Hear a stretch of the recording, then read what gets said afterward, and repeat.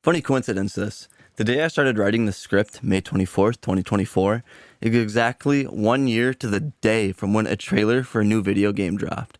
A video game trailer that rocked my world. And that trailer was the teaser for Bungie's upcoming game Marathon. I am a sucker for a good trailer, and this applies to both movies and video games. And boy oh boy, did this one suck me in. The vibrant colors, a person being made out of caterpillars, the design of the sniper rifle you see for a second, and most importantly, that freaking song choice that hits you like a ton of bricks. Oh my god, this is such a good trailer. This trailer is truly a chef's kiss type of thing, and a year later, watching it still gives me goosebumps. Having instantly been enthralled with this trailer, I promptly started to try and find more info on the game and what it will be like, and I quickly was surprised to discover that Marathon was not a new IP. You see, before Bungie became known for the Destiny and Halo franchises, they developed the Marathon games, a trio of first-person shooters from the mid-90s. Upon discovering that there is more of a history to this world than I originally thought, I searched for some videos or articles explaining the lore of the Marathon world. One of the best pieces of this I found was a video from fellow YouTuber My Name is Bife. Bife is known in the Destiny community as one of the premier lore keeps and making a lot of content on the Destiny lore. And with Marathon and Destiny both being from Bungie, Bife decided to make a video on the lore of Marathon. I have the video linked in the description if you want to watch it, it's very good. After watching that video, I kept digging for more, and in my digging, I eventually discovered Aleph 1, an open source website preserving the original 3 Marathon games. I was eager to jump into these games, and I downloaded Marathon 1 the moment I discovered this. I actually started it and maybe got like a third of the way through the game, but I eventually stopped playing it, I just stopped, I can't really tell you. But recently, shout out Skill Up, I discovered that the original 3 Marathon games are going to be released on Steam, for free nonetheless, with the first one already being out. I was stoked to hear this, and as someone who frequently uses their Lenovo Legion Go, as well as my dedicated gaming desktop, one of the nicest things about Steam is cloud saves. I can save my data on my PC and have the data get sent to the cloud and then play it on my Lenovo and pick up right where I left off, and vice versa. Whereas with Aleph 1 and other emulators, save data is local and kept on the computer or whatever device you're playing it on. So if I wanted to play on my Legion Go after my PC using Aleph 1, I'd have to start from square one and I wouldn't have access to my saved data. So with Steam solving that issue, I instantly jumped back into Marathon 1, and I am very excited to talk about it with you guys. So let's get our running shoes on and head into the heavens and discuss Marathon.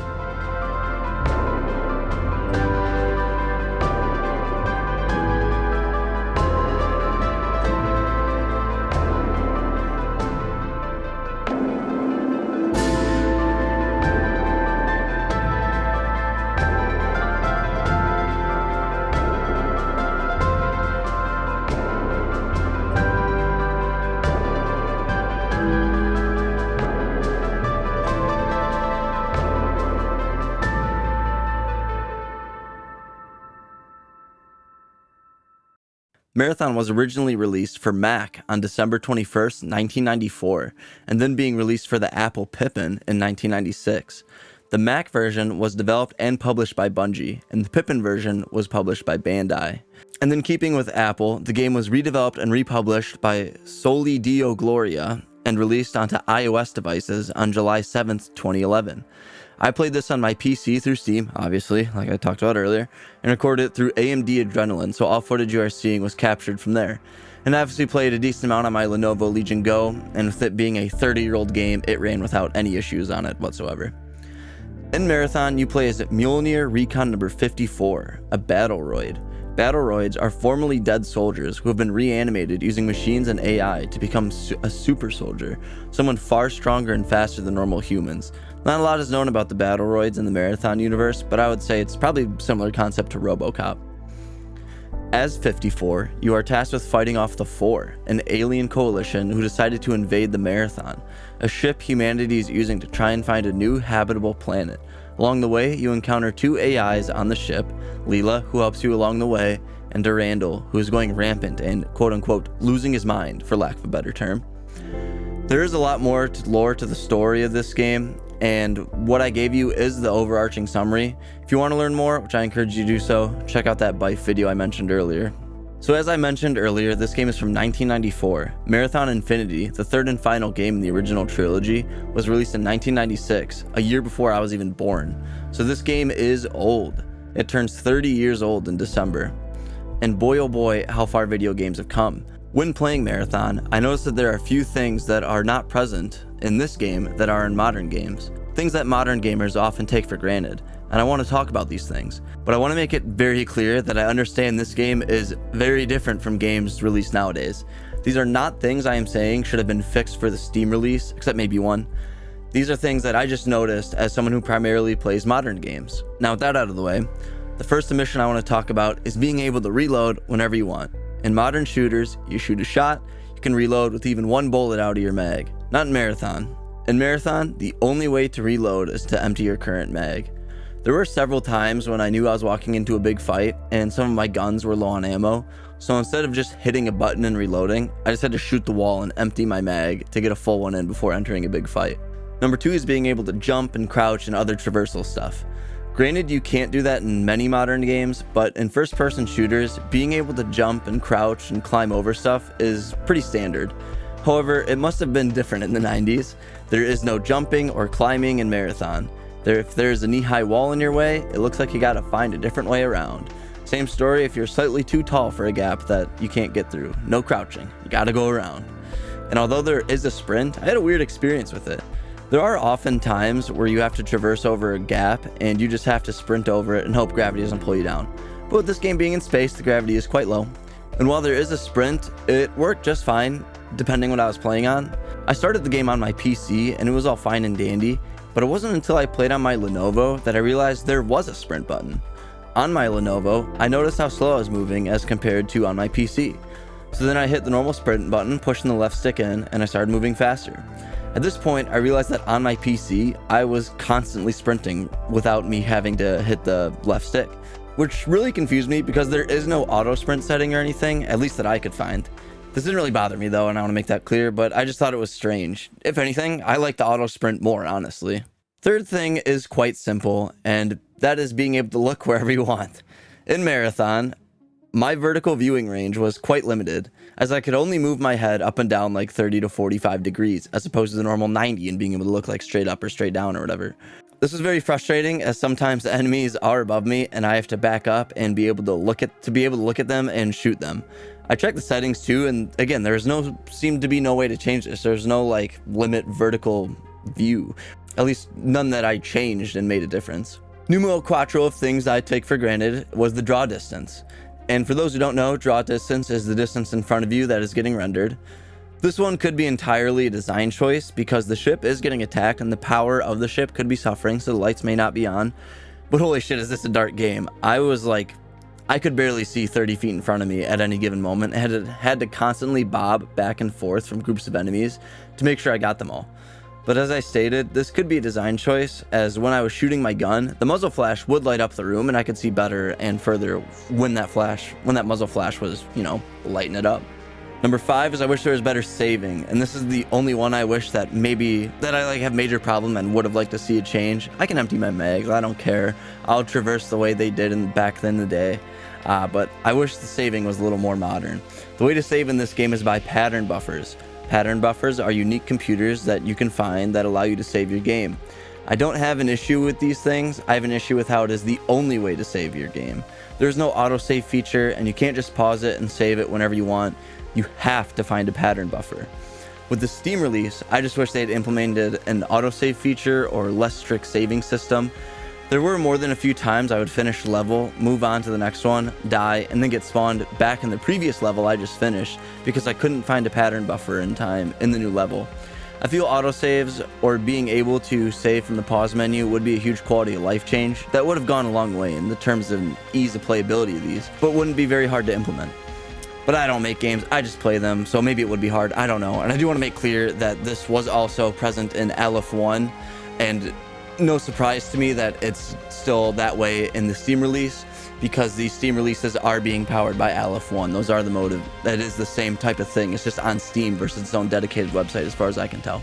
Lastly, the most noticeable thing that I noticed, very redundant sentence, that was absent from modern games is good level design. In modern games, levels are meticulously crafted to guide you along and give you hints on what to do without really feeling like that is happening. The game is telling you what to do, but doing so subtly that you feel like you're the one making the decisions. In Marathon, it is not like that. The level design here is quite poor by modern standards. So many rooms and levels look very similar, and the levels themselves often feel like mazes. To make it even worse, your objectives in each level are pretty vague, especially once you get deeper into the game. In the early game, Leela shows where do you need to go, what do you need to do there, but as you progress further, that stops happening, mainly for story reasons that I won't get into. But I can't tell you how many times I felt I explored all I could and did everything there was to do, but didn't finish the level. Because of this, I often pulled up level walkthroughs to help me finish the level. I really don't like using internet guides to simply play through story games, but it is very much needed here for me because there were a couple levels I probably would have never finished without a guide because the game does such a poor job of telling me what I have left to do. However, the lack of guiding is made better by giving you a very easy to access map of the current level you're in. It's not a super great map, but it's enough. You can only view places you've walked through, so if there's a hallway you haven't walked through, it will show up. It will not show up on the map, but it will at least show you the entrance of it that you likely walked by, and it will become clear that it is an unexplored area. I also did not mind the storytelling. You learn most of the story by interacting with the previously mentioned AIs, as well as stumbling across computers that have journal entries on them from other residents of the Marathon. Typically, I'm not one for reading a lot in games. If I wanted to read, I'd get a book, okay? Not play a game. But in here, the reading is kept relatively brief each time, while still being able to convey a lot of the awesome lore in this game. And I also think that's another reason why I don't mind it, is because the lore of this game intrigues me so much, so of course I'm willing to read a little bit more. It's a little harder for me to read in games when the lore isn't very interesting. And I do believe it is worth noting that, as far as I can tell, this is the first game where you are able to dual-wield guns, and based on a quick internet search, that seems to be true. But again, I could be wrong. You are only able to do that with the pistol, but it is doable. A lot of games would eventually come out to where dual-wielding weapons is a crucial part of the game. BioShock 2, where you have a weapon in one hand and plasma powers in the other. Call of Duty having Akimbo be one of the most popular attachments for certain guns. The Elder Scrolls V Skyrim allowing you to have a sword in one hand or a shield in the other, or even two swords, one in each hand. They can all trace some of their roots back to Marathon. With all that said, did I have fun playing Marathon? Yes. But could I be brainwashing myself in an effort to enjoy this game series?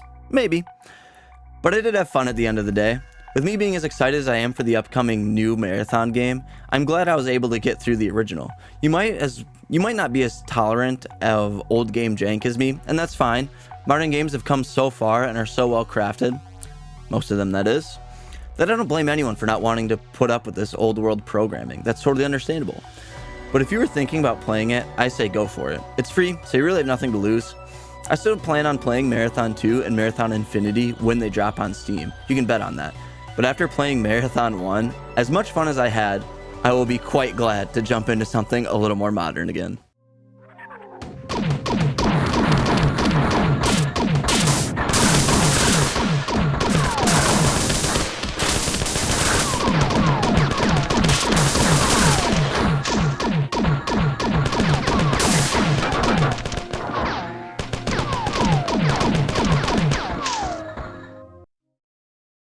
Marathon really is a piece of gaming history that I'm glad I played, but it definitely can be a struggle at times given its age.